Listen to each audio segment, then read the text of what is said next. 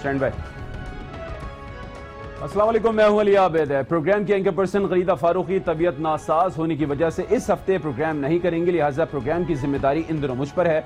नाज़रीन, किसी दाना ने कहा था कि तारीख अपने आप को दोहराती है और ये बात मौजूदा सूरत हाल में मोहरे तस्दीक सब्त भी कर रही है। माजी का जायजा लें तो 2007 में वकला अदलिया की आज़ादी के लिए सड़कों पर निकल आए थे। तहरीक इंसाफ वकला के साथ ही उस वक्त और काले कोट वाले मुत्तहिद थे। लेकिन आज 2019 में कुछ वही झलकियां हैं, वही नारे हैं। वकला एक बार फिर शाराए दस्तूर पर सरापा एहतजाज हैं, लेकिन तहरीक इंसाफ अब की बार इनके साथ नहीं है और शायद काले कोट वाले खुद भी मुंतशिर हैं।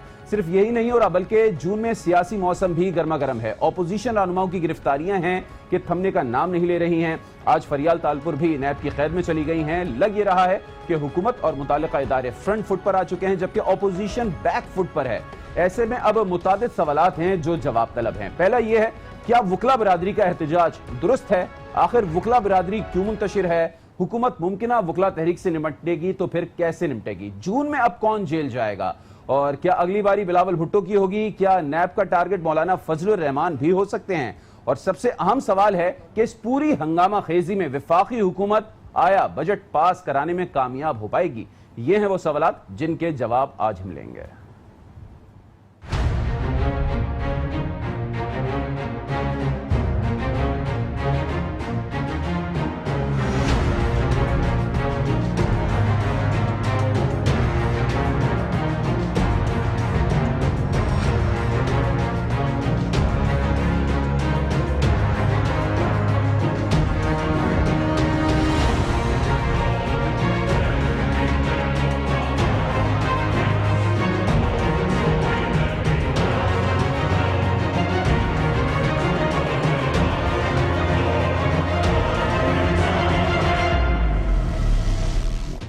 तो सबसे पहले अपने पैनल का आपसे तारुफ करा दूं। Amanullah Kilrani, president supreme court bar association Islamabad, studio में हमारे साथ मौजूद हैं। उनका साथ दे रहे हैं सेनेटर सहर कामरान, जिनका ताल्लुक पाकिस्तान पीपल्स पार्टी से है। साथ साथ via satellite link lieutenant general retired Amjad Shoaib साहब भी हमें ज्वाइन करेंगे और अब से थोड़ी देर बाद टेलीफोन लाइन पर होंगे पीटीआई के रहनुमा फरूख हबीब साहब, तो उनसे भी बहुत सारी बातें करेंगे। सबसे पहले अमानुल्लाह किलरानी साहब, आपकी तरफ आऊंगा। जरा ये बताइएगा, हम देख रहे हैं वकला एक बार फिर सरापा एहतजाज हैं। शाराए दस्तूर पर आज उन्होंने एहतजाज भी किया है, लेकिन अब की बार वो वाली बात नहीं है जो 2007 में थी। अब की बार वकला मुंतशिर दिखाई दे रहे हैं, क्या वजह है? बिस्मिल्लाहिर्रहमानिर्रहीम। जनाब, बात यह है कि ये वकला का कोई ज़ाती मसला नहीं है और अच्छा। न ही कोई हमने ऐसा एहतजाज का कॉल दिया था। हमारा मकसद आज यकजहती था। आज चूँकि हेयरिंग थी जनाब काजी फाजी साहब के रेफरेंस के मौके पर, और हमने तमाम वकला रहनुमाओं को बुलाया था जिसमें तमाम के तमाम आ गए थे। असल चीज़ वकला के या किसी भी इदारे के, वो इदारे होते, अफराद नहीं होते। अफराद तो बहुत होते हैं, इसलिए आप इदारे बनाते हैं, तंजीमें बनाते हैं, रूल्स बनाते हैं, इलेक्शन कराते हैं। इलेक्शन के बाद एक बॉडी आती है, तो इलेक्शन के बाद जब बॉडी आ जाती है तो पर बाकी इंडिविजुअल जो है वो फिर सानवी हैसियत अख्तियार कर जाते हैं। तो इस लिहाज से देखा जाए तो आज पाकिस्तान बार कौंसिल जो मुल्क का सबसे बड़ा एक स्टेचुटरी बॉडी है। दूसरा बड़ा जो वकीलों का नुमाइंदा तंजीम है सुप्रीम कोर्ट बार एसोसिएशन, वो सही। और तमाम बार कौंसिल जितने चारों सूबों के bar councils, Punjab bar council, Sindh bar council, Islamabad high court, Islamabad bar council, Balochistan bar council, KP bar council, ये भी, और तमाम हाई कोर्ट बार एसोसिएशंस, यानी उन सब ने मुतफ़िका तौर पर आज के एहतजाज का अपना यौम यकजहती का ऐलान किया था। और इस मौके पर उन्होंने अदालतों के बाइकाट का ऐलान किया और इसी तरह काली पट्टियाँ भी बांधी। और इससे इजाफा ये हुआ कि बलूचिस्तान के वकला जो नुमाइंदे थे उन्होंने एक कदम आगे बढ़कर धरने का फैसला किया, क्योंकि वो समझते हैं कि उनका जज सुप्रीम कोर्ट में एक ही जज है 17 में से बलूचिस्तान का, जो आइंदा चीफ जस्टिस बनने जा रहा है, उसको रोकने के लिए ये सब कुछ इकदाम किया जा रहा है। उस लिहाज से उन्होंने आज सुप्रीम कोर्ट में धरना। ये नहीं लगता वकला आपस में इत्तेहाद नहीं रख पा रहे हैं? हम ये कह लें चलें कि एक सोच पर मुत्तफिक नहीं है कम से कम। सर, आप में मुझसे क्यों तारीख दोहराते हैं? दुनिया में जितनी भी तहरीकें चली, इवन पाकिस्तान की तहरीक चली, पंजाब में यूनियनिस्ट पार्टी की हुकूमत थी जनाब। आज जो पंजाब चाचा मामा बनता है पाकिस्तान का, खिजरा टिवाना कौन था? अब हम कहेंगे चूँकि उसने मुखालफत की थी तो वो तहरीक नहीं चलनी चाहिए थी कायदे आज़म की। वो तहरीक होते, लोग इस तरह बिछड़ जाते हैं।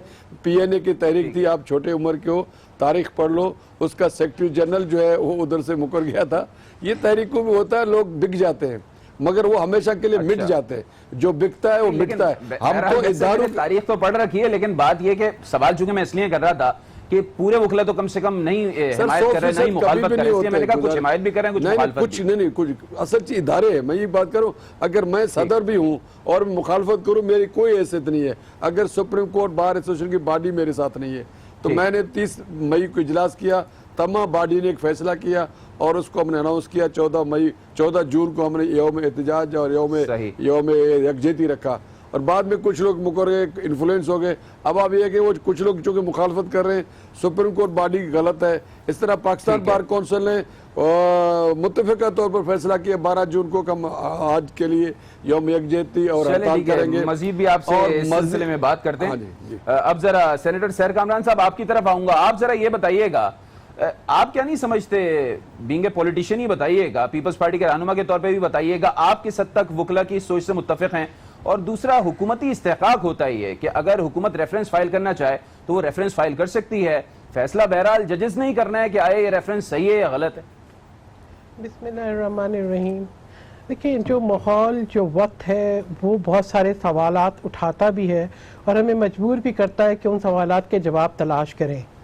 एक ऐसे वक्त में रेफरेंस का आ जाना, मैं कहूँगी, इसको थोड़ा सा जोड़ना चाहूँगी मैं कि चेयरमैन नैब, उनका एक इंटरव्यू, उनके खदशात, उन्होंने जिस प्रेशर का जिक्र किया, उन्होंने बताया कि मैं हुकूमती जो अरकान हैं उनके ऊपर मुकदमात कायम नहीं कर पा रहा वरना हुकूमत गिर जाएगी। उसके बाद एक चैनल से, एक ऐसे शख्स के चैनल से जो वज़ीर आज़म का मुशीर हो, एक वीडियो का सरफेस हो जाना, ये लगा कि एक दबाव जो है वो लाना था और वो शायद लगता है कि वो आ भी गया, क्योंकि उसके बाद वो कहानी कहीं गुम हो गई। इसी तरीके से जस्टिस काजी ईसा फाइज के ऊपर ये रेफरेंस आना, देखिए बात ये है कि जहां आपके पास मुकम्मल ऐसे रीजंस ना हो कि जिनके ऊपर जो है अभी वो रेफरेंस जाना है, उसके हकाइक को प्रोब होना है, लेकिन एक मैं समझती हूँ कि जज के ऊपर सवाल उठा देना, लगता यही है कि जुडिशरी को कहीं दबाव में लाने की कोशिश है और ये कोई अच्छे असरात नहीं है। और मैं ये भी कहूँगी कि आप टाइमिंग्स देखें, ऐसे टाइमिंग्स जब आपको ये लगता है कि जी हुकूमत जो है वो अपनी माशी पॉलिसी में, अपनी गवर्नेंस में डिलीवर करने में नाकाम हो चुकी है, तो इस किस्म के क्यों इश्यूज उठ रहे हैं, इस किस्म के इश्यूज क्यों उठ रहे हैं? ऐसे लग रहा है कि क्या ये हुकूमत आज तक कंटेनर पे खड़ी है या इसका सर्वाइवल सिर्फ जो है प्रोपेगेंडा और इश्यूज को हवा देने पे होगा? आपने बोला कि शायद आज तहरीक में दम नहीं है, मैं कहूँगी इब्तदाए इश्क है, ये इब्तदाई इश्क है। आप ये देखें कि ये जो है हमें देखना है। नहीं कही कि तहरीक में दम है, मैंने ये बात नहीं कतई, मैंने ये बात नहीं। आपने कहा कि तफरीक नजर आती है। देखिए कोई भी चीज जब आगे चलती है उसके अंदर आपको मजबूती भी नजर आती है। ये तो मैंने कहा ना, ये इब्तदाई इश्क है। आगे आगे देखिए होता है क्या। हम भी चाहते हैं कि पाकिस्तान में इस्तेकाम रहे, हम भी चाहते हैं कि पाकिस्तान में इस्तेकाम रहे, हम भी चाहते हैं कि हुकूमत फोकस करे, इसलिए कि हमारा हुकूमत गिराने का कोई इरादा नहीं है। लेकिन अगर अकाउंटेबिलिटी हुकूमत की ना हो तो सवालात बहुत से उठेंगे। चलें, बहुत से सवालात उठेंगे। Lieutenant general retired Amjad Shoaib साहब, आपकी तरफ आऊंगा, आप क्या कहेंगे? जैसे कि अभी खुद सैर कामरान साहिबा भी कह रही थी और साथ साथ अमानुल्लाह किरलानी साहब भी बहुत ज्यादा इस तहरीक के हवाले से पुरजोश भी हैं, पुरुमीद भी हैं। आप ये बताइएगा कि हुकूमत पर ये जो तासुर जा रहा है कि दबाव में लाने की कोशिश की जा रही है जुडिशरी को, आप क्या कहते हैं इस पर? बिस्मिल्लाहिर्रहमानिर्रहीम। देखिए, पहली तो बात यह है कि वकला के इस कदम से, सेक्शन से बहुत ज़्यादा मायूसी हुई मुझे। और वैसे तो इनके तकरीबन हर काम से रोज़ाना ही मायूसी होती है। कभी ये जजों को मारते हैं, कभी ये पुलिस को मारते हैं। जिन लोगों से तवक्को की जाती है कि वो कानून के रखवाले होंगे, कानून का साथ देंगे, सबसे ज़्यादा कानून तोड़ने वाले ये हजरात बन चुके हैं। वकला गर्दी जो एक टर्म निकली है वकला गर्दी की, ये बदकिस्मती से निकली है। हम तवक्को करते थे कि ये पाकिस्तान बनाने वाले लोग हैं, ये कानून के रखवाले हैं, ये कानून की हुक्मरानी कायम करने वाले हैं। अब इसमें जो अभी रेफरेंस का किस्सा आया, इनसे कोई पूछे, हम सारा साल रोते रहते हैं कि कोई होली काऊ नहीं है, लेकिन ये होली काऊ लेके चल पड़े हैं। क्या जिन साहब के ऊपर ये रेफरेंस है वो फरिश्ता है? क्या मैं फरिश्ता हूं? ये फरिश्ते हैं? जब इंसान इंसान है तो उससे गलती हो सकती है। काजी फायज से भी हो सकती है। ये सही। कैसे कसम खा सकते हैं कि उससे कोई गलती नहीं हुई? ये मुल्क का निजाम बर्बाद करने वाली पार्टी बन गए।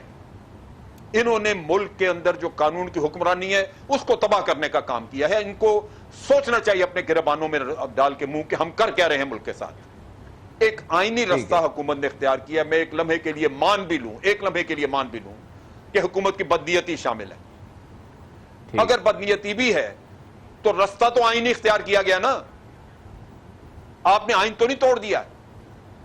एक आईनी रास्ता इख्तियार किया गया है जो हर जज के लिए, हर शख्स के लिए वहां इख्तियार किया जाएगा जो भी यहां जुडिशरी से जिसका वाबस्तगी होगी वो इस रास्ते से गुजरेगा। और अगर वो बेगुनाह है तो वो बेगुनाही साबित हो जाएगी उसकी। अब आप उसको बाहर सेटल करना चाहते हैं। आप कहते हैं कि रेफरेंस पेश होने से पहले खत्म हो जाए क्योंकि शायद आपको शक है कि जज पकड़ा जाएगा। ये जाती पसंद और नापसंद का किस्सा नहीं है।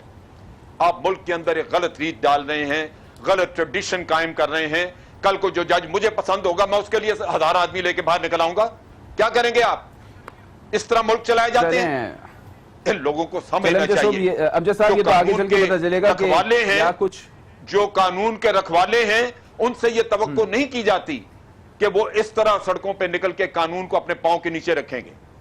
ये बहुत जुल्म किया है लोगों ने। आपका पॉइंट ऑफ व्यू आ गया। अब तमाम लोग हमारे साथ मौजूद हैं। एक ब्रेक का कहा जा रहा है जिसको हम खत्म करना चाहते हैं। होली काउ के कॉन्सेप्ट को इन्होंने उस होली काउ के कॉन्सेप्ट को पाला है और इस मुल्क में साबित किया है कि ऐसे लोग जिनका अब ब्रेक का टाइम हो गया, अमजद साहब जिनका इन्फ्लुएंस हो, ब्रेक से जब वापस आएंगे तो मजीद बात करेंगे। जून का महीना है और हम देख रहे हैं मुसलसल गिरफ्तारियां हो रही हैं।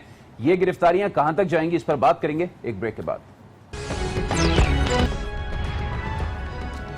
Welcome back. हमें टेलीफोन लाइन पर ज्वाइन किया है पीटीआई के रहनुमा फर्रुख हबीब साहब ने भी। फर्रुख साहब, अब जरा आपकी तरफ आऊंगा। पहले जरा ये बताइएगा, ये जून का महीना मजीद कितने लोगों को गिरफ्तार कराएगा? आज फरियाल तालपुर भी गिरफ्तार हो गई। देखिए, मैं समझता हूँ कि एक एहतसाब का अमल जारी है और नैब इस हवाले से एक आज़ाद इदारा है और अक्रॉस द बोर्ड जो है वो कार्रवाई हो रही है सबके खिलाफ। और आज फरियाल तालपुर साहिबा भी गिरफ्तार हुई है। इसी तरह से जो पाकिस्तान तहरीक इंसाफ के एक वजीर हैं हमारे सुल्तान खान, उनको भी गिरफ्तार किया गया है। हम तो शुरू रोज से इस हवाले से हमारा बड़ा क्लियर मौक़िफ़ रहा है कि नैब एक इंडिपेंडेंट इदारा है और अक्रॉस द बोर्ड जो है वो एहतसाब का अमल आगे बढ़ रहा है। और उसके अलावा जो अपोजिशन है ये बेजा तहरीक इंसाफ और नैब को उसके साथ जोड़ती रही है, जबकि हमारे खिलाफ भी जो है वो कार्रवाई हो रही है। तो मैं समझता हूँ कि कानून की अमलदारी सबके लिए कायम होनी चाहिए और सबको एक मौका भी मिलना चाहिए अपने आप को independently, free and fair, impartially जो है वो अपनी मासूमियत को साबित करने के हवाले से। लेकिन आप देखते हैं कि कहाँ मुल्क के कर्जे जो है वो 6000 अरब से 30,000 अरब रुपए तक पहुँच गए। किस तरीके से जो है जो हमारे साबका हुक्मरान हैं उनकी बच्चों के उनके फ्लैट्स लंदन के अंदर निकले, किस तरीके से जाली अकाउंट्स बनाए गए, किस तरीके से ओमनी ग्रुप के जरिए जो है वो जाली अकाउंट्स खोले गए, मनी लॉन्ड्रिंग की गई। तो फिर ये सवालात तो उठते हैं। इन चीज़ों के ऊपर मैं समझता हूँ कि तहकीकात भी आगे बढ़नी चाहिए और अगर कोई इसके अंदर मुलव्विस है तो उसको फिर मंतकी इंजाम तक पहुंचना चाहिए। और लेकिन फरूख साहब, आपने कहा सवालात उठते हैं कि मनी लॉन्ड्रिंग कैसे हुई, माल कैसे लूटा गया, कर्जे कैसे लिए गए, उसी पर कमीशन की भी बात हो रही है। वजीर आजम साहब कह रहे हैं कि कमीशन बनाऊंगा बहुत जल्द। लेकिन ऑपोजिशन भी कई सवालात इस सिलसिले में कर रही है। वो कह रही है बजट के ऊपर चूंकि इतने टैक्सेस लादे गए हैं अवाम पर, तो बजट के ऊपर लोगों का जहन ना जाए, माइंड ना जाए, इसलिए इस चीज को डाइवर्ट करने के लिए गिरफ्तारियां हो रही हैं। नहीं, देखें, ऐसी कोई बात नहीं। हम तो चाहते हैं बजट के ऊपर बहस करने, डिबेट करने, लेकिन किसी को जो है वो प्रोडक्शन ऑर्डर को भीख मांग गया कि प्रोडक्शन ऑर्डर हमें दे दें। कोई जो है वो एनआरओ के लिए पांव पकड़ने के लिए तैयार है, जिस तरह पहले मुशर्रफ के पांव पकड़ के बाहर गए थे। तो मैं समझता हूँ कि ऐसी कोई बात नहीं है। बजट के ऊपर जिसको बहस करनी है वो आके डिबेट करें, पार्लियामान मौजूद है, वहाँ पर आकर अपनी तजावीज़ को सामने लेकर आए। लेकिन इनका बजट के साथ या अवाम के साथ देना देना कुछ नहीं है। आपके इल्म में है कि पहले भी ये मुतहदा अपोजिशन की इन्होंने एक अफ्तार पार्टी की, किस तरीके से जो है वो दोनों एक दूसरे को चोर कहते रहे हैं, डाकू कहते रहे हैं। 90s के अंदर जो है पीपल्स पार्टी की हुकूमत को करप्शन पे ऊपर नून लीग ने गिराया था, पीपल्स पार्टी ने नून लीग की हुकूमत को करप्शन की बुनियाद के ऊपर गिराया। तो उसके ऊपर करप्शन के इल्जाम तो लगाते रहे, लेकिन फरूख साहब, ये तो ओवरऑल मजबूत तौर पर तमाम सियासी जमातें ये कर चुकी हैं। अभी हालिया जो हमने सेनेट के इलेक्शन देखे थे उसमें जाहिर सी बात है आपकी पीपल्स पार्टी के साथ जो है वो अलायंस बन गया था, तो आप लोगों ने मिलकर चेयरमैन सेक्रेटरीट लेकर आए थे। देखें, गुजारिश सुन लें, वो एक बड़ी एक अलग और डिफरेंट जो है वो एक सूरत हाल थी। उसको ना तो वो कोई इंतखाबी हमारा कोई अलायंस था, ना कोई ऐसा मामला था, और उसके ऊपर आप देखें कि इंडिपेंडेंट जो है वो चेयरमैन सेनेट बने उस वक्त, मैं समझता हूँ। लेकिन पीपल्स पार्टी जो नून लीग का तो एजेंडा एक है ना, चले ठीक है, वो उस वक्त जरूरत थी आपकी तो इसलिए हो गया। जरा ये बताइएगा, आप लोगों को कोई खतरा है, क्योंकि आज बिलावल का मूड काफी जारियाना था। नहीं, देखें, हमें खतरा नहीं है। खतरा तो उन लोगों को है जिन लोगों ने पाकिस्तान के माल को लूटा है, जिन लोगों ने फलूदे वाले के अकाउंट में पैसे रखे। और आपको ये भी पता होना चाहिए, 75 दौड़े किया जान अली ने मुल्क से बाहर। जब पकड़ी गई तो $5 लाख के साथ पकड़ी गई, उसके साथ 70 करोड़ बनता है। तो एक चक्कर में $5 लाख लेके जा रही थी, तो कितना पैसा जो मुल्क से बाहर लेके गई होगी। तो मैं ये समझता हूँ कि ये इन तमाम चीज़ों का जो है वो अब हिसाब देने का वक्त है। और अगर इनको जेल के अंदर किसी किस्म की तकालीफ है, इनको एहतसाब के दौरान तकालीफ है, तो वो हमारा कसूर नहीं है। उस वक्त सोचना चाहिए था कि जब ये गरीब अवाम की मुंह से नवाले छीन रहे थे बेदर्दी से, जब ये कौमी खजाने के ऊपर हाथ साफ कर रहे थे, उस वक्त सोचना चाहिए था कि पाकिस्तान की अवाम ने इनके। चलिए यही बात पूछ लेते हैं सैर कामरान साहिबा से। सैर साहिबा, आप क्या कहेंगी? आज फरियाल तालपुर साहिबा भी गिरफ्तार हो गई, बिलावल भुट्टो का नाम भी इशारों किनायों में आ रहा है कि शायद हो सकता है अगली बारी उनकी हो गिरफ्तारी की। आज उन्होंने जो प्रेस कॉन्फ्रेंस की है, इंतहाई सख्त रवैया जो है उन्होंने अपनाया हुकूमत के खिलाफ। और जैसे कि फरूख हबीब साहब कह रहे हैं कि एहतसाब हो रहा है, हो लेने दें, इदारे कर रहे हैं, अगर आप लोग सही होंगे तो हो जाएंगे रिहा।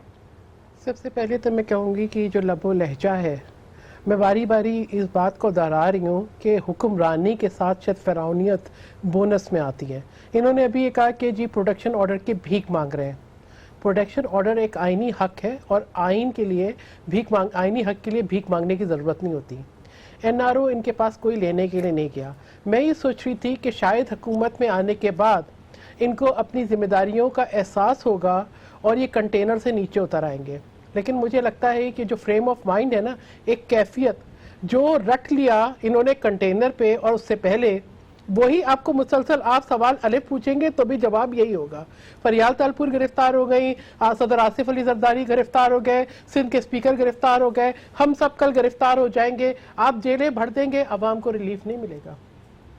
क्या अच्छा होता कि रात के 12 बजे एक बेरब बेसबब बेआवाज तकरीर जो की थी प्राइम मिनिस्टर साहब ने, वो एक ऐसे भी कमीशन का ऐलान करते जिसमें 10 महीनों की इनकॉम्पिटेंस और उस इनकॉम्पिटेंस से होने वाले नुकसानात का जायजा लिया जाता। ठीक है, आज आप मुझे ये बताएं कि जो ये कहानियां सुना रहे हैं, ये कहानियां सुनते सुनते हमें अरसा दराज हो गया। साबिक सदर आसिफ अली जरदारी ने इन्हीं कहानियों पे 11 साल जेल भी गुजार दी, आज भी गिरफ्तार है। और मैं तो सलाम पेश करती हूँ कि इनकी तरह भागे नहीं है, जुर्रत के साथ गए हैं। मैं मुंतजर हूँ कि BRT मंसूबे के ऊपर तहकीकात कब होंगी, इनके साबिक वजीर आला KP और अब मौजूदा वजीर आला कब गिरफ्तार होंगे। मैं ये देखूंगी कि इमरान खान साहब कटहरे में कब खड़े होंगे, उनके ऊपर हेलीकॉप्टर केस है। यहाँ तो इतनी मासूमियत है कि वजीर आजम को ये नहीं पता जब तक बेगम साहिबा ना बताएं कि वो वजीर आजम है, सदर साहब को ये ना पता चले कि जब तक इश्तिहारात छप ना जाएं कि तोतों के लिए जो है 20 लाख जो है उन्होंने मुख्तस हो गए हैं। बात यह है कि जो सवालात हैं इनका जवाब हम फरूख हबीब साहब से लेंगे। अमजद साहब, अब जरा आपकी तरफ आऊंगा। आप खुद देख रहे हैं ऑपोजिशन भले से बैक फुट पर है, लेकिन कोशिश भरपूर कर रही है कि वो एहतजाज करे और एहतजाजी तहरीक का वो ऐलान भी करना चाह रही है। APC भी इस सिलसिले में बुला ली गई है। आपको क्या मुस्तकबिल नजर आ रहा है इस एहतजाजी तहरीक का? और ये जो गिरफ्तारियों का मौसम है, आपको लग रहा है सूरत हाल कुछ बेहतर होगी आगे जाकर, ये गिरफ्तारियों का मसला खत्म हो जाएगा? देखिए, दो मुख्तलिफ चीज़ें हैं। एक तो ये एहतजाज वाली आप बात कर रहे हैं जी, पॉलिटिकल पार्टीज़ में कोई बहुत दमखम नहीं है कि वो कोई ऐसा एहतजाज करें, क्योंकि ख़ुद करप्शन में घिरी पड़ी हैं। मौलाना के पास कुछ स्ट्रीट पावर है उनके मदरसों की, लेकिन मौलाना से एक सवाल किया जाना चाहिए कि उनकी 30-40 साल की सियासत में वो एक काम कोई सिर्फ एक काम बता दें जो उन्होंने मुल्क के मुफाद में किया हो, तो उनका भी मैं नहीं समझता कोई जवाब बनता है कि वो कोई तहरीक चलाए। सो तहरीक वाला किस्सा लगता नहीं। हाँ, अगर आप ये कहें कि जी अवाम महंगाई में पिस रहे हैं, हम उसके लिए बाहर निकल रहे हैं, तो वो एक तो ये कि अवाम शायद इतना यकीन ना करें उस बात पे, लेकिन अगर हो भी तो जो मुल्क की तारीख बताती है वो महंगाई पे मैंने तो नहीं देखी कोई तहरीक चलती हुई कि कोई महंगाई, और महंगाई हमेशा बढ़ती रही है। हर दौर में आके जब महंगाई बढ़ी है तो शोर शराबा बड़ा हुआ है, लेकिन अवाम सड़कों पे तो नहीं निकले, और अब भी मेरा नहीं ख्याल के निकले, क्योंकि अवाम में तो वो जोश खरोश वो चीज़ नजर ही नहीं आती कि वो अमजद साहब आपको लग नहीं रहा महंगाई की जो रेड लाइन है वो क्रॉस हो गई है, इतनी महंगाई हो गई है कि अब शायद अवाम निकल नहीं, रेड लाइन, देखिए मेरी बात सुनो, नहीं, रेड लाइन हमेशा क्रॉस होती है, लेकिन मैंने नहीं देखा कि अवाम में इस चीज़ के ऊपर कभी कोई ऐसा बड़ा रिएक्शन आए। ये बड़ा अर्ली स्टेजेस पाकिस्तान बनने के बाद कोई ऐसे वक्त थे कि गंदम की कीमत 8 आने ऊपर चले गई तो लोग सड़कों पे होते थे, वो चीज़ नहीं रही है। पता नहीं, खुदा जाने, या तो लोगों की जेबों में पैसा मौजूद है या कोई वजह ज़रूर है जिसकी वजह से अब अवाम इस तरह मुतहर्रक नहीं होते इन चीज़ों पर। और कम अज़ कम मैंने जो 2 तरीके देखी, एक बुकला की तहरीक थी, आपको याद है कि वो जनरल मुशर्रफ को हटाने में और जनरल और चीफ जस्टिस को बहाल करने की वजह से थी। उससे पहले भुट्टो साहब की थी और वो निज़ाम मुस्तफ़ा की वजह से उनके खिलाफ चली। तो मजहबी बुनियादों वगैरह पे तो तहरीकें चलती हैं, लेकिन ये ऐसी तहरीक नहीं होगी। अब रही बात ये कि जहाँ तक गिरफ्तारियों का ताल्लुक है, आप ये कहें, इसमें जहाँ तक मेरी समझ काम करती है, वो होना हवाना कुछ नहीं हुआ। ये है कि हम इसमें बदकिस्मत लोग हैं कि हमने ये करप्शन का सिलसिला बड़े लंबे वक्त तक चलने दिया, और आज जो करप्ट माफिया है इसके पास इतना पैसा है कि ये न सिर्फ अफराद खरीद सकती है बल्कि ये इंस्टीट्यूशन अदारे खरीद सकती है, ये पूरा सिस्टम खरीद सकती है। और आप देख लीजिए नैब की कारगुजारी, आप देख लीजिए कि सवाए नवाज शरीफ साहब के, जिसका कि सुप्रीम कोर्ट ने अपनी सुपरविजन में केस चलाया और GIT ने तहकीक की हुई थी, नैब ने सिर्फ रेफरेंस बनाए और रेफरेंस भी फिर कमजोर बने और प्रोसिक्यूशन भी कमजोर हुई। उसके अलावा आज दिन तक नैब ने किसी को सजा दिलवाई है? मेगा केसेस पड़े हुए हैं। यूसुफ रज़ा गिलानी साहब 7 साल हो गए हैं वो चक्कर लगा रहे हैं, राजा परवेज अशरफ साहब 6-7 साल से चक्कर लगा रहे हैं, और भी बेशुमार लोग हैं। आप पकड़ते हैं, अंदर बंद कर देते हैं, अखबारों में खबरें, शोर शराबा, आहत चीमा पकड़ लिया जी। नैब की कारकर्दगी पर आप भी एक बड़ा क्वेश्चन रेस कर रहे हैं, और ये सिर्फ आप ही नहीं कर रहे हैं, बल्कि जब ऑपोजिशन ने PTI की तो ऑपोजिशन में रहकर PTI ने क्वेश्चन रेस किया, पीपल्स पार्टी और MLN भी इसी तरह केस, अब एक सेकंड, ये इसी तरह केसेस को तूल दिया जाएगा, फिर वो इनकी हुकूमत आ जाएगी तो ये छूट जाएंगे, या ये कि वक्त के साथ साथ वैसे ही गवाह गायब हो जाएंगे, कुछ और हो जाएगा। नतीजा ये कि या गवाह खरीद लिए जाएंगे। ये ऐसा सिस्टम है जिसमें, चलें इस सिलसिले में जरा अमानुल्लाह किमरानी साहब का भी मौकिफ में ले लेता हूं। अमानुल्लाह साहब, आप क्या कहेंगे? जैसे कि अमजद साहब भी कह रहे हैं कि नैब बड़े कमजोर केस फाइल करता है, पीपल्स पार्टी भी ये कह रही है, PMLN भी कह रही है, जब PTI ऑपोजिशन में थी PTI भी यही कहती थी। तो वजह क्या है? नैब पर जो है वो एक तरीके का एतमाद होता भी है, ज्यादातर अदम एतमाद भी दिखाई देता है। फिर मैं तो इससे 2 कदम आगे बात करूंगा। हमारे यहाँ पहले होता था कि एक महकमा एंटी करप्शन, बाद में ये तजर्बा हुआ कि एंटी करप्शन के ऊपर भी एक एंटी करप्शन कमेटी या कोई कमीशन होना चाहिए कि उनके करप्शन को रोके। अब ये बात सिर्फ मीडिया तक है और काफ़ी हद तक हो सकता है दुरुस्त भी है, मगर आप ये नहीं कह सकते कि नैब का इधर अबव बोर्ड है, इसमें सब फरिश्ते बैठे हुए। मैं तो कहता हूँ माजरत के साथ, ये ज़रूरी नहीं है क्योंकि पैसे से कोई जो है ये करप्शन होता है। करप्शन के कई तरीके हैं, आप बॉटम से लेकर टॉप तक मैं आज भी चैलेंज करता हूँ। करप्शन को अगर देखना चाहे, मिसकंडक्ट को देखना, सारी चीज़ें हैं। अपने रिश्तेदारों को भर्ती करना ये भी करप्शन है। जब एक सियासी आदमी भर्ती करता है, अपने अकरबा परोरी करता है, तो आप उसको जेल में डालते हैं। यूसुफ रज़ा गिलानी साहब जेल में रहे, कई और लोग अभी भी रेफरेंसेस पेंडिंग है। कोई अफसर ईमानदार अपनी जगह पर शायद पैसे न लेता हो, अपने भांजे भतीजों को भर्ती करे या गलत लोगों को अपॉइंट करे। प्रोसिक्यूशन को मुझे बताएं किस तरह उनके प्रोसिक्यूटर किस मेरिट के बैठे हुए, कोई एक पार्टी का बैठा हुआ है, कोई दूसरी पार्टी का बैठा हुआ है, या उनके अपने पसंद नापसंद के किसी मेरिट के जरिए से वो आए, या नैब का चेयरमैन आया सियासी तौर पर आया होगा, 2 पार्टियों ने बनाया, उसका क्या मेरिट था? जावेद साहब हमारे मोहतरम में जज रहे, सुप्रीम कोर्ट जज, हमें एतराज़ नहीं है, मगर आप ये तो नहीं कह सकते पूरे पार्लियामान में बहस हुआ हो, उनमें से अच्छे आदमी को चुना गया हो, जैसे पार्लियामेंट में होता है अमेरिका में, जज को जब चुनते पूरे पार्लियामेंट में बहस होती है, उसके किरदार के बारे में लोग बात करते हैं, आखिर में किसी को छानते हैं और छानने के बाद इसकी मुकर्रर करते हैं जज। तो यहाँ तो जब हमारी पसंद, आप 2 बंदे मुकमुका करते हैं लीडर द हाउस और बाद में फिर पशेमान होते हैं। यानी कि बहरहाल अमानुल्लाह किमरानी साहब, आप जो है वो नैब की कारकर्दगी से, नहीं नैब की नहीं, मैं जनरल बात करता हूँ कि हमारे यहाँ ये इदारा भी इतना अबोव बोर्ड नहीं। ये ठीक है, उसके कई केसेस में अच्छा किरदार है, मगर बात अमजद साहब की 100% सही है, क्योंकि मैं खुद वकील हूँ। 2001 के केस आज तक पड़े। वजह यह है कि उन्होंने 10,000 के भी केस बनाए, 1 लाख रुपए का भी केस चले, बनाया। अब तो पिछले 10 साल का एहतसाब होना है और वजीर आजम ने इस बात का ऐलान भी कर दिया है कि हाई पावर वो कमीशन बनाने जा रहे हैं। एक्चुअली एक ब्रेक का कहा जा रहा है, और जब ब्रेक से वापस आऊंगा तो आप चारों मौजूद मेहमानों से ये सवाल करूंगा कि जो वजीर आजम कमीशन बनाने जा रहे हैं, इससे कुछ आउटकम निकलेगा, इससे कुछ होगा? अवाम जो चाहते हैं कि एहतसाब हो, सही तरीके से हो और तेजी के साथ हो, ऐसा कुछ हो सकेगा? एक ब्रेक के बाद बात करेंगे।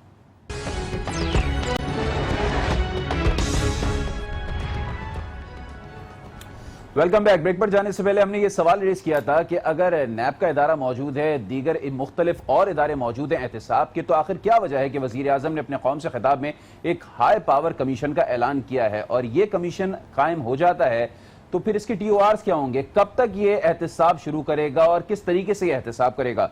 तो फरूक हबीब साहब ये बताइएगा, सबसे पहले तो सवाल अब ये उठ रहा है और अक्सर लोग ये कर भी रहे हैं कि जब हुकूमत आपकी है, मुताल्लिका इदारे जो एहतसाब से रिलेटेड हैं वो वजीर आजम के अंडर आते हैं और नैब जैसा एक बड़ा इदारा मौजूद है, तो क्या इनकी कारकर्दगी से आप लोग गैर मुतमईन थे जो हाई पावर कमीशन का ऐलान हुआ है? नहीं, देखें, जो नैब का इदारा है या बाकी इदारे हैं, उनके एक अपने अपने मैंडेट्स हैं, अपनी उनकी मैं समझता हूँ एक दायराकार है, उसके अंदर वो अपना काम कर रहे हैं।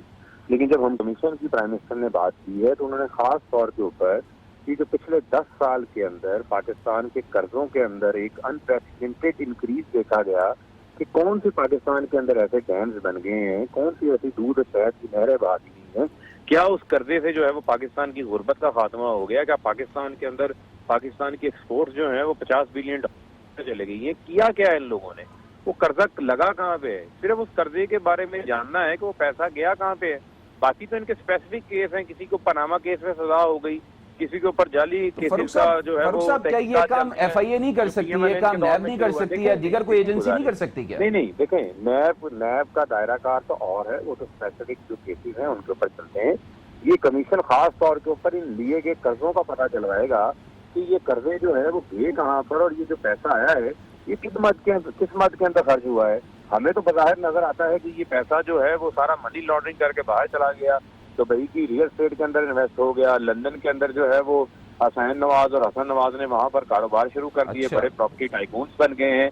इधर से आसिफ अली जरदारी ने कही है यहाँ नलियां रखी हुई थी अपने पास। लेकिन एक बात फरूख साहब ये भी तो है ना, पिछले 10 माह से विफाकी वजारत खजाना आप लोगों के पास है, तो कम से कम जो भी डाटा है वो वहीं पर मौजूद होगा कि किस मुल्क से कितना कर्ज लिया गया, किस इदारे से कितना कर्ज लिया गया, कहाँ खर्च किया गया। साहब से पूछ ले, बता देंगे। मुझे बात मुकम्मल कर लेने दे, फिर अपनी जी आप करें। देखिए, मामला ये है कि जब आप पार्लियामान में खड़े होते हैं आप कहते हैं कि इंतकामी कार्रवाई शुरू हो गई जी, ये तो जी नाहन हुकूमत है जी, अपनी अहलियत देख लें। इनकी अहलियत यही थी कि मुल्क को कर्जों के दलदल में डुबो के चले गए। आज मौजूदा हुकूमत ने इस साल 9 अरब डॉलर वापस करने हैं, अगले 5 सालों के अंदर 37 अरब डॉलर वापस करने हैं। ये जो महंगाई का शोर डाल रहे हैं या डॉलर की कीमत बढ़ने का शोर डाल रहे हैं, ये इनका किया धड़ा है। ये अवाम को जो गुर्बत की दलदल में धौंस गए हैं, महंगाई की दलदल में धौंस गए हैं, ये लोग धौंस गए हैं। हम तो मुल्क बैंकरप्सी के पास पहुंच गया था, आपके 18 बिलियन डॉलर से रिजर्व 9 बिलियन डॉलर पे आ गए थे, उनको लेकर आए। सैर कामरान साहबा से लेंगे, लेकिन अभी मैं पहले अमजद शोएब साहब की तरफ जाता हूं। मैं आपकी तरफ दोबारा आऊंगा। किसी चोर को, किसी डाकू को, किसी लुटेरे को कोई अनारो नहीं मिलेगा, कोई हमदर्दी नहीं है। ठीक है, मैं आपकी तरफ दोबारा आऊंगा। जरा अमजद साहब मैं आपकी तरफ आना चाह रहा हूं। आप जरा ये बताइएगा, वजीर आजम जिस तरीके से कमीशन का ऐलान कर चुके हैं, आपको लगता है माजी में भी बड़े कमीशन बने हैं लेकिन हासिल उसूल कुछ नहीं होता था, इस कमीशन का हासिल उसूल होगा कुछ? जी देखिए, ये जो इन्होंने कंपोजिशन इसकी बनाई है, जिस तरह इसको यूं कह लीजिए कि थोड़ा बड़े पैमाने की एक GIT बना दी है इन्होंने। इसकी आईनी हैसियत कुछ नहीं है। ये जब तहकीक कर लेंगे तो अगर उसमें कोई करप्शन का किस्सा निकलता है तो फिर इनको बिलाखिर नैब को देना पड़ेगा, क्योंकि जो आईनी अदारा है वो नैब है और इख्तियारात उसके पास हैं कि वो रेफरेंस दायर कर सकता है, GITs तो नहीं कर सकती। लिहाजा ये कोई ऐसी बड़ी एक्सरसाइज मुझे नजर नहीं आती। और फिर ये कि पहले भी कमीशन बनते रहे, ये थोड़ा इसमें चूंकि इंटेलिजेंस के लोग और ये वो डाल दिया है तो ये लगता है कि एक GIT वाली शक्ल है जरा थोड़े बड़े पैमाने पे। और इसकी रिपोर्ट अगर निकले तो हो सकता है कि वो जो रिपोर्ट है वो हकायक पे मबनी हो, लेकिन मसला वही है कि क्या पहले जो कमीशन बने उनकी रिपोर्टें कभी पब्लिक हुई? अगर तो वो पब्लिक की जाए और उसकी बुनियाद पे फिर केसेस भी बनाए जाएं, उसको मंतकी अंजाम तक लेके जाएं, उसका टाइम फ्रेम क्या होगा, कितने वक्त में बनेगी, ये सारा के साथ Exactly. पूरा होगा तो वो तब तो कुछ वो नतीजा खेज चीज हो सकती है। वरना मैं समझता हूं कि तहकीकात करके तो उसको छुपा के या उसको आप कमीशन रिपोर्ट को अपने पास रख लें तो उससे कोई मामला आगे चलेगा नहीं, उसका फायदा नहीं होगा। क्योंकि बिल आखिर जो आईनी अदारा जिसने ये केसेस बनाने होते हैं, जिसने एहतसाब करना है, वो नैब है। और नैब के अलावा आपका कोई और अदारा नहीं है जो कि आईनी हो और जिसको इख्तियार हो कि वो रेफरेंसेस दायर करके तो मुकदमात कायम कर सके या लोगों को अरेस्ट कर सके। तो लिहाजा ये एक फैक्ट फाइंडिंग चीज़ तो हो सकती है, लेकिन बुनियादी शक्ल उसकी GIT वाली है। ठीक है, सेनेटर सहर कामरान साहबा, आप क्या कहेंगी? पीपल्स पार्टी अगर ये कमीशन बनता है, पीपल्स पार्टी इस कमीशन को सपोर्ट करेगी? बात ये है अली आबिद, मैं तो जनरल साहब की बात को इंडोर्स करना चाहूंगी कि अच्छा, जनरल साहब बिल्कुल सही फरमा रहे हैं कि ये जो आईनी इदारे हैं उनका काम होता है, और इन्होंने ये आईनी इदारों के साथ क्या खिलवाड़ कर रहे हैं। एक जज को रेफरेंस भेज दिया, एक जज का स्कैंडल निकाल दिया। अब ना वो खातून पता लगती हैं, ना वो दावे उनके सामने आते हैं, ना कोई तहकीकात। पॉलिटिकल मामले पे आ जाए ना कामरान साहब, पॉलिटिकल मामले पे आ जाए। पॉलिटिकल, अब आप जिसकी बात करें कमीशन के, अब अगर उस 12 बजे रात वाली स्पीच को मैं संजीदगी से लूं जो कि बे आवाज थी और उसको बार बार म्यूट या सेंसर करना पड़ रहा था, तो फिर मैं ये कहूंगी कि फिर तो ब्लास्फेमी का इशू आ जाएगा।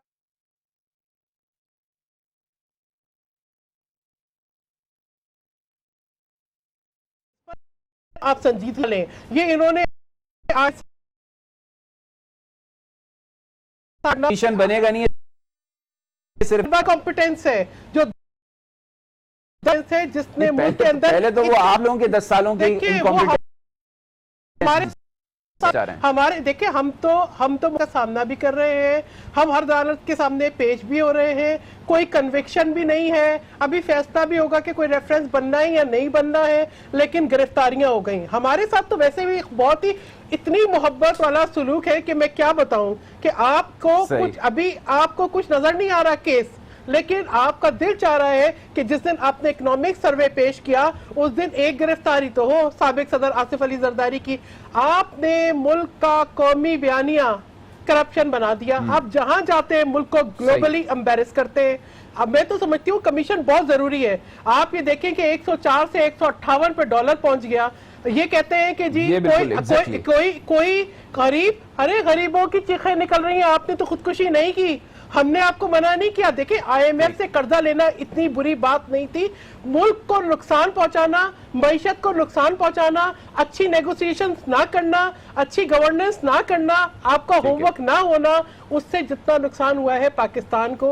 आज आपने इंटरनली एंड एक्सटर्नली आपने एतमाद जो है पाकिस्तानियों का तबाह कर दिया। जरा एक इशू पर बात करनी थी। अमानुल्लाह साहब, शॉर्टली इस पर कमेंट कर दीजिएगा। जिस तरीके से अमजद साहब कह रहे थे कि अगर ये कमीशन बनता है तो उसकी कोई आईनी हैसियत नहीं होगी, आप क्या समझते हैं? बिल्कुल दुरुस्त है, ये तो सिर्फ कलेक्ट करेंगे एविडेंस और इसके बाद प्राइम मिनिस्टर सामने पेश करेंगे और ये किसी इदारे के पास जाएगा और ये एक्सरसाइज एंड फ्यूटिलिटी होगी मेरी नज़र में।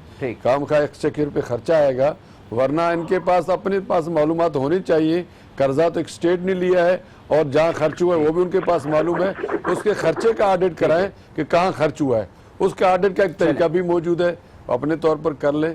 ये तो मुझे नहीं लगता है कि इस तरह इतना बड़ा काम जो है कोई कमीशन कर सकेगा। सही है। फारूक साहब, अब जरा आपकी तरफ आऊंगा, ये बताइएगा, इतनी अफरा तफरी है पार्लियामेंट में, क्या कुछ हो रहा है ये बताने के लिए जरूरी नहीं है, आप टीवी देख सकते हैं आज जो कुछ हुआ है कौमी असेंबली के फ्लोर पर। बाहर क्या कुछ हो रहा है, ऑपोजिशन सरापा एहतजाज है, हुकूमत मुसलसल इल्जामात लगा रही है, ऑपोजिशन आप पर इल्जामात लगा रही है।